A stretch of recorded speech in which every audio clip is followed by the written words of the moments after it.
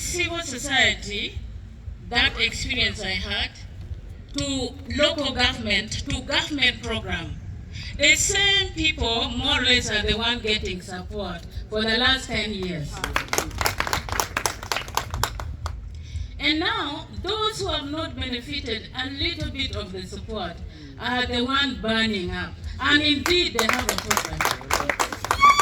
So, I don't want us to sweep this under the carpet, thinking that they are fighting among themselves and there are no issues. There is an issue of imbalanced resource.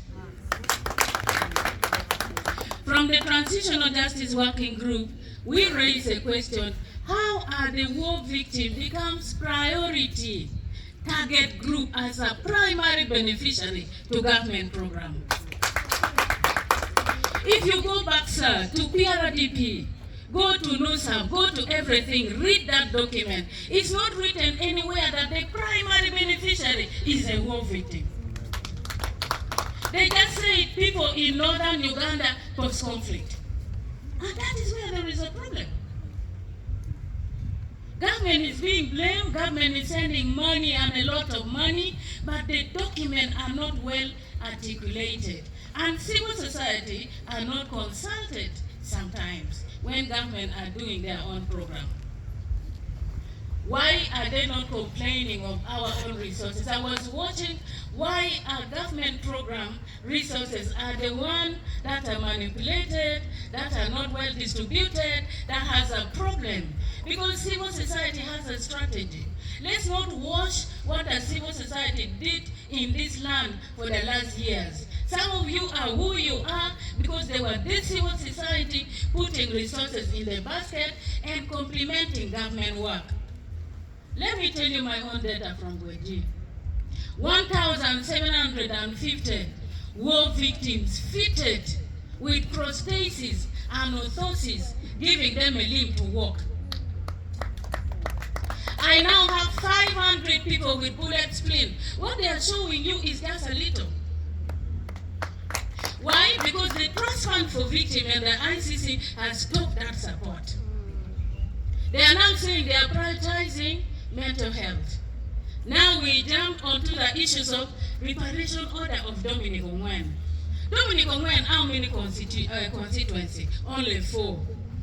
Kwa-Yiru, how many constituency? The bigger issues of coin in the greater northern region, who is going to reparate those victims? So reparation should not be based on court orders.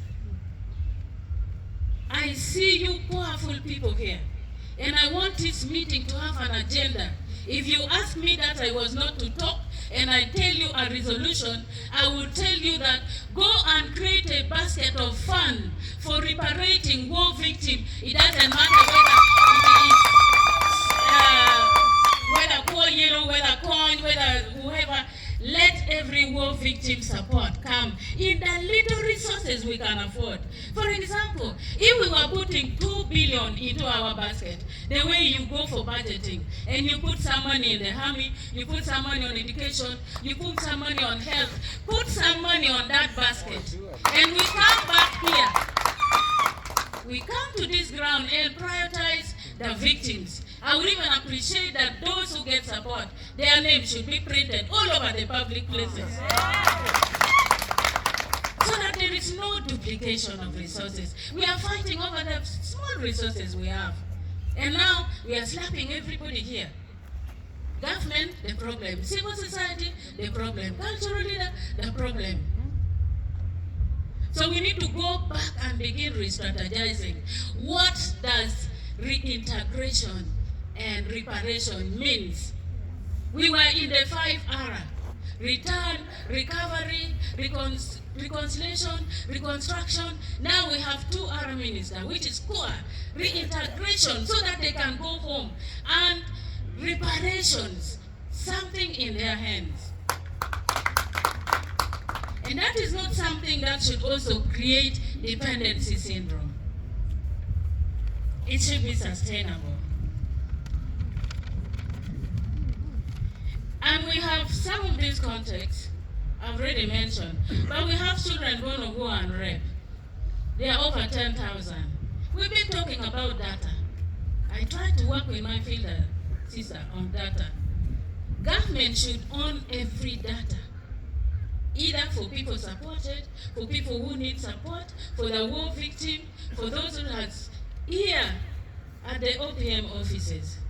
For us, we shall only come to consult and ask. And the other is that we know that government is giving some resources under the different government programs. Can we begin to intentionally? And I want to thank you, Fielder, because I work with children born of war and wrecked, and we developed 4 constitutions for them and 4 proposals that they are just waiting for NUSAF for so that they can benefit. And I was telling the victim here that let's help each other. The biggest problem, Minister, some of the victims have come out and they have opened victim-led organizations. And in that organizations, they get money. And they also say they work like the bigger NGOs in all the district of Acholi. And yet they are just CBOs. And the distribution of resources that they receive does not go across Achua, does not go to Kwakere. Saying that does not watch the good work they are doing. But once you've already created a larger office and you do not have capacity, the rest of the people who are missing out of that basket are the one complaining. And they are saying you are using their name and promising that you are going to give orphans school fees. You are not giving it. Now, this team might say, after all, we are sharp, we were able to lobby our own money, so we take control. But some of the people in government are a problem. Minister, government people are a problem. Leave civil society away. Money exchange hands at night. Let them know how to lobby for politics and to lobby to support victims. That has to be separated. When you give money for politics, it is not for victims, all of them. The victims are mixed up in the community. After all, everybody is living in a post-conflict environment. And so, some of the victim groups, they have very close relationship with people in government. And to let you know, those people support them. Without asking question, is this support reaching the grassroots? I sat at the Netherlands on a platform where there was interrogation of the war in the north. And I would see that war victim groups were given tickets. They fly and they go to different countries. And if you follow, they are the same people. Go and get their passport. Now, there's no feedback mechanism. And I'm not here to blame them because they are using an office. They don't know how to manage it. You call yourself a director. You do not have the skill. You call yourself a coordinator. You do not have the skill. Why don't you get money and recruit experts in those offices? We have tried to mentor on all this, they have refused. One day there was almost a fight in my office. I want to thank you for bringing this issue here. Because nobody can manage this issue except you and your team.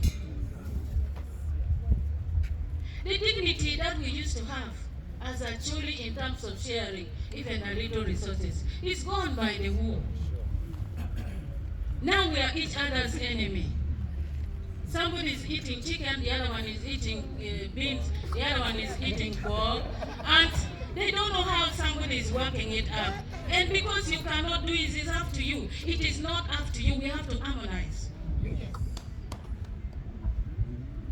So for me, with a lot of love for all of you, because I have worked with you tirelessly, I am not an international NGO, as I've told you. We are a local NGOs, and we go to the roots of the community. And it hurts when we want to see another war coming up. This is the war of resources. An equal distribution of resources. So now, can we begin to streamline? If you lobby resources and you get the money and you work in your own office, is okay. But what is the level of your administration if you know that 100% target beneficiaries are victims? How do you prioritize the distribution of resources? In the district you claim you are working. So where we work with CDO, we work with local government authorities. We've gone to Pade and we found 300 children without national IDs. And we told them it's not government failing to give the national IDs. This cannot be politics. Registration of national ID is ongoing. Why are children born of war not going there to register? Why are they not bringing the complication? Because not all of them have parents. You know, the citizenship issue in Uganda is critical. According to Uganda Constitution, in summary, all children belong to their biological father and not the mother. And so these are women who came with children and they don't have their daddies. So in summary, I don't want to take this meeting too long, but Minister, this was a comment I wanted to say, that we can begin it all over again. And I want you to do your consultation. First, prioritize. If you could have time with your team seated here, can you meet the group of war victims who have never been supported? Who are not this one clapping? Meet those ones. And you hear the difference in the real issue. And then, the team here are also useful. They've done a lot of good things, but they're working within eras, and you know how you err and you continue. And I wish when you err, you should apologize, because that's the only way to move forward. But let's not accuse each other. Me, seated here, I value every little thing anybody has done in northern Uganda. Thank you. It has done a great deal. Thank you.